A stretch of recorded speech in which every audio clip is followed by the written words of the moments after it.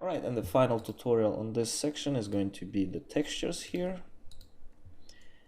So go to your textures tab, click interactive render, and let's see how this stuff works.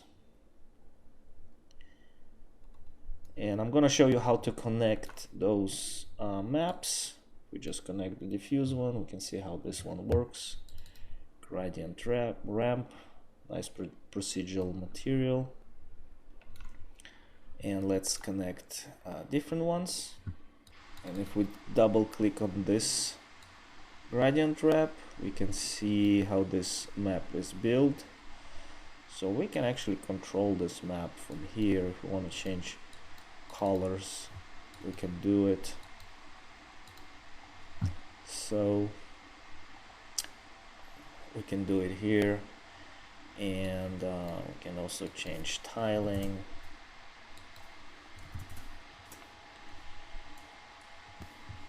And get really small and thin distribution, or really big circles. We can use texture, we can use environment, we can use different layouts for this procedure. There's a lot of parameters here that we can use. Screen, spherical, cylindrical, so a lot of cool stuff here. Now let's actually bring our material here and level it up so we will not get any effects, right? None of that stuff, so no reflections, no texture. And now let's connect this diffuse map. Looks like this. Stone, we connect it to diffuse. So basically all materials for stone, floor, parquet, wood stuff will have three materials. We'll have diffuse, and we will have the reflection map, which is the same thing of that, only was converted into grayscale and some levels were added. So everything is white, going to be very reflective. So let's connect it to reflect and see how the reflection starts to work here. And we can also connect this map to a bump, because it's also grayscale, so it works on a bump. We can see nice pronunciation of those bumps. Now in order to get a really crisp result, we go to this texture here, and the blur amount is what I like to do. I like my textures look nice and crispy. I put it 0.01, so it will be very crisp looking, sharp looking bump. However, I can create this kind of small snow effect on the texture, so sometimes blurry amount is good, just a little bit, in order to avoid those specks appearing on your object. But just so you know, if you're getting that blur amount lower, below 1 to 0.01 or even lower, you will get nice and crisp, realistic looking results. Sometimes the maps can look a little bit blurry, so in order to avoid adding sharpness in Photoshop, you can just fix that in your render before you hit the render button. Now here, let's lower our bump to about 20 here. I think 100 is too much, and that also will take away those small looking specks that we got here. Again, too much bump might create those white specks in your model, and we actually want to avoid those. It will get kind of unrealistic look to your textures if you overdo it with your bump. Now we can go and check, since we have here already render element set up, we can go and check how the reflections work. I don't have any specular, but the reflections working pretty nice, and the lighting we can see works the model. We can see the bumps looking great. Okay, so now let's go back to our RGB and let's disconnect those guys and connect a different materials here, and I'll show you how we can actually use this bitmap and run it through the color correction, and that color correction we can connect to reflect, and inside the color correction, if we go, we can reduce the contrast and increase the lighting so it will be more reflective. We can also completely reduce the saturation.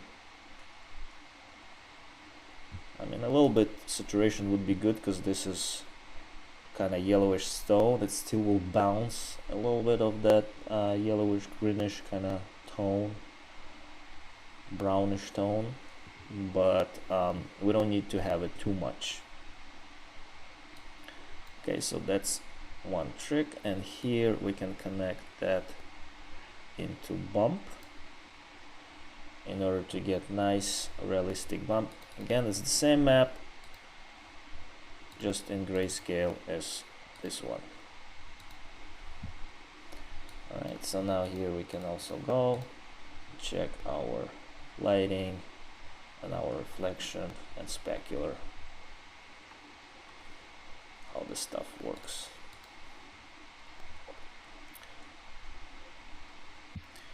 Now here we can create another output.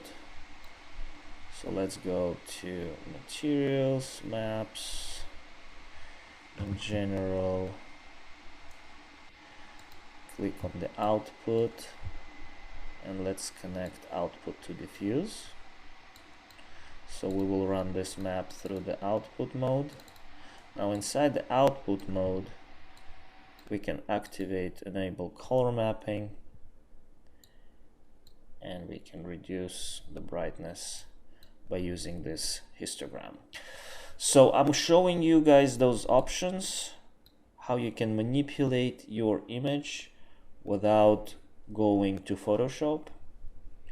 And we can use the output, we can use the color correction mode in order to reduce the saturation, change the color, tint, contrast of our base material without actually going and changing the base material in Photoshop. Everything done in 3ds Max here. Okay, so now let's disconnect those and connect our floor material here. So this is going to go to diffuse. The reflection map, I'm gonna go to reflect, and this is going to go to bump. Alright, so we get nice looking wood, but very saturated. Now how can we fix it? We can run color correction, connect it to diffuse, and now within this color correction, if we double click it, we can reduce the saturation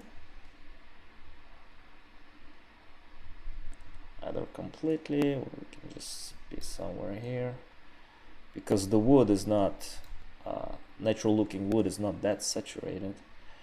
So somewhere here, too much yellow, so we can also change the tint to more reddish, like the real natural looking wood here. And we can also make it a little bit brighter and more contrasty. Again, contrast brings a lot of saturation back in, so in order to avoid that, we can reduce it a little bit. This option is okay for beginners, but I always like to use the advanced option because here I get more control over my image, and it produces a little bit better results than the standard triggers here. All right, so a little bit less contrasty.